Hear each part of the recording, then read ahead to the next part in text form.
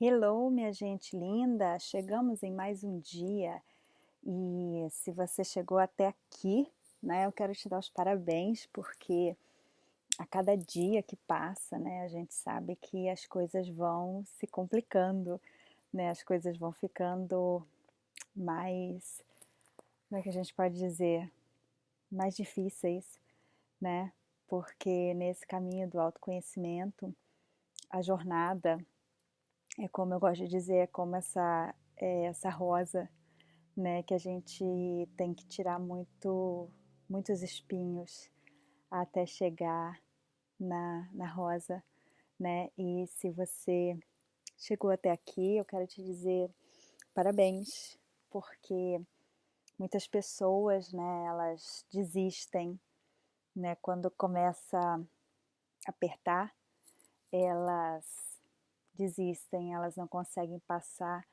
pela resistência, né, pelo período da resistência do cérebro. E particularmente eu acho que quando a gente precisa, de verdade, ah, quando dói mais, ah, dizer assim, ficar onde a gente está do que seguir em frente e enfrentar as dores da mudança, a gente aguenta, né? Então, se você está aqui, é porque você realmente sente que é melhor seguir do que ficar onde está. Então, ó, parabéns para você, né? Porque você está aqui. Então vamos lá. Hoje é o dia 26, né? Já tem quase um mês e eu quero te dizer parabéns. Você já passou pelos 21 dias, pelos 21 dias que demora para a formação de um novo hábito. Então, seu cérebro já não está te resistindo mais, né? Ele já está trabalhando agora para te ajudar na sua mudança e não mais contra você, mas a teu favor. Então, realmente, parabéns, campeão. Né? Então, vamos lá. O dia de hoje ele diz o seguinte, né? Meus pensamentos de ataque estão atacando a minha invulnerabilidade. O que essa lição quer dizer, gente? Essa lição quer dizer o seguinte, que se eu me vejo ainda, né, tendo medo das coisas, se eu me vejo ainda tendo medo das pessoas, se eu tenho medo, sei lá, medo de morrer, medo de não ter saúde amanhã, medo de não ter trabalho, medo de não ter dinheiro, se eu tenho medo, né? E se com isso eu ataco, se eu sou atacado, como nós já falamos na lição anterior, né? Se eu tenho essa atitude, significa que eu ainda tenho pensamentos de ataque morando dentro da minha mente, né? E aí, nesse ponto, eu preciso ainda de cura, né? Eu preciso ainda de, de colocar esses pensamentos para serem investigados, né, pelas minhas perguntas, para serem trazidos à prova, né, e levados diante de Deus para que eles sejam passados pelo fogo do amor, né, e sejam transformados para que a minha percepção ela seja curada,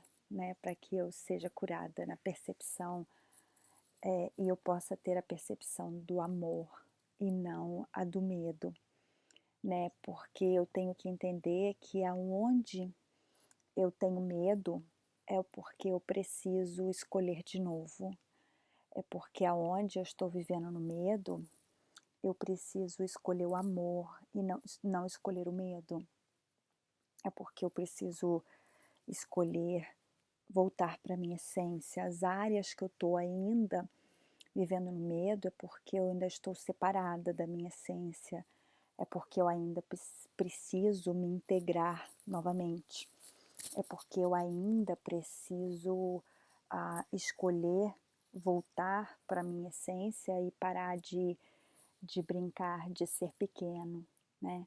Brincar de viver separado de Deus e da minha essência, que é o amor, né? Então vamos lá, quando eu me sinto assim, quando eu me sinto atacada ou atacando, é hora de eu trazer esses pensamentos a esse questionário, e esse pensamento é verdade? Esse pensamento me traz a paz ou esse pensamento me traz estresse? Esse pensamento me faz inteira ou esse pensamento me faz segmentada, fragmentada? Esse pensamento, ele me aproxima mais de mim ou ele me distancia de mim? Esse pensamento, ele é verdade? Esse pensamento, eu posso ter certeza que esse pensamento é verdade? Como eu agiria nessa mesma situação se eu não tivesse esse pensamento? O que sou eu sem esse pensamento, né? E ao fazer essas perguntas, eu automaticamente estarei trazendo esse pensamento para a realidade do tempo presente e, com certeza, se ele for um pensamento do ego, e com certeza, se ele estiver me dando medo, ele é um pensamento vindo do ego, eu então estarei descaracterizando ele, tirando ele, né, da minha história, né, desapegando dele, para que eu possa então ficar livre deste apego, consequentemente do efeito dele, acabando com ele daqui de dentro, eu tiro a causa, automaticamente eu vou quebrar o efeito na minha realidade, tá? Então, se eu vejo que eu tenho ainda esses pensamentos de ataque, eu tenho que trazer ele à luz do meu questionamento, à luz da minha consciência, para que ele então seja ressignificado e para que ele então seja trazido realmente à luz dessa realidade, tá? Então, essa lição, ela deixa bem claro que tudo aquilo que ainda me traz medo, que ainda me traz uma sensação de ataque, seja ela eu atacando, eu sendo atacado, está no mesmo nível. Eu vou dar um exemplo. Vamos supor que a minha mãe chega para mim e diz: você não vai a lugar nenhum na vida. O que isso significa? Nada. Absolutamente nada. Vai significar alguma coisa se eu acreditar nessa história, porque isso pode ser simplesmente uma percepção de medo dela, e porque ela teve medo, distanciada. Isso é uma suposição, tá, gente? Minha mãe sempre foi uma pessoa que sempre acreditou muito em nós e sempre me apoiou muito. Então, eu tô só dando uma suposição aqui. Então, uma pessoa que fala uma coisa dessa para um filho, tá? Você vai, então, se a pessoa acredita, a partir do momento que o filho acredita nessa história, o filho, então, ele toma essa história como verdade, e tomando essa história como verdade, ele então toma essa identidade, se apega nesta identidade e ele se machuca. A mãe tinha nela os sentimentos de medo, os sentimentos de apego a essa história que ela criou para si mesma, sofria, né, no caso aí, nessa história hipotética, sofria por achar que o filho não ia a lugar nenhum na vida e, consequentemente, trouxe esse efeito por esta causa criada aqui, criando este efeito também no filho, se o filho acreditou nessa história. Se o filho, então, né, estiver fazendo um curso como esse e pegou essa história e falou: isso é verdade? Não, não é verdade. Posso ter certeza que isso é verdade? Não, não posso ter certeza que isso é verdade. Quem sou eu sem essa história? Sou uma pessoa bem-sucedida, sou abençoado, nasci do amor, sou a expressão do amor, sou especial, sou criado à imagem e semelhança de Deus, eu não tenho nada de errado comigo. Então isso aí é um reflexo do medo da minha mãe. Então eu não acredito nisso. Então neste momento aquilo quebrou o efeito, tá? Então é simples assim. Então a gente conecta ou não com aquilo que nos é dito. E quando nós decidimos conectar, nós então somos aqueles que nos ferimos, não o outro, porque a realidade do outro é dele. Ele experimenta aquela realidade e nós somos convidados a ser participantes daquela realidade e escolhemos participar dela ou não. Por isso, ninguém te rejeita, só você mesmo, né? Ninguém te abandona, só você, né? É uma questão de, vamos dizer assim, a conexão que você tem com alguém, ela é sua. Ou você deseja conectar e conecta, ou você não conecta. Eu gosto de dizer o seguinte, dar o seguinte exemplo. Eu posso muito bem chegar em casa e achar que a minha filha está sentada no sofá e entrar e falar: oi filha, tudo bem? E entrar, passar pelo sofá, né? E falar: oi filha, tudo bem? E entrar e tá lá pegando água, por exemplo, na geladeira. E falar: filha, como foi seu dia? Foi tudo bem? O que você fez? E ter assim uma conversa enorme com ela, achando que ela está no sofá. Quando de repente, depois de mais ou menos uns 3 minutos de conversa, eu olhar e ver que não tive resposta e olhar para o sofá e ver que ela não está ali.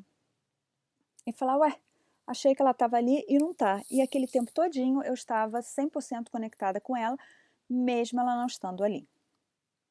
Ou, o oposto disso também é verdade, eu posso muito bem chegar, não ver que ela está ali, entrar, não falar nada, entrar, ir na geladeira, pegar água, mexer na cozinha, não sei o que, passar, subir pro meu quarto e tudo mais, e depois ela vir para mim e falar assim: ai mãe, você entrou e nem falou nada? E eu falar: filha, desculpa, não vi que você estava lá. Ou seja, estar ao lado dela e não conectar em nada. Ou seja, nossas realidades, nosso mundo, nós escolhemos ou não conectar. Por isso, quando eu amo você, eu amo. Se você vai me amar de volta ou não é uma escolha sua. Eu escolhi amar. E quando eu escolhi amar, eu compartilho, eu transbordo esse amor para você.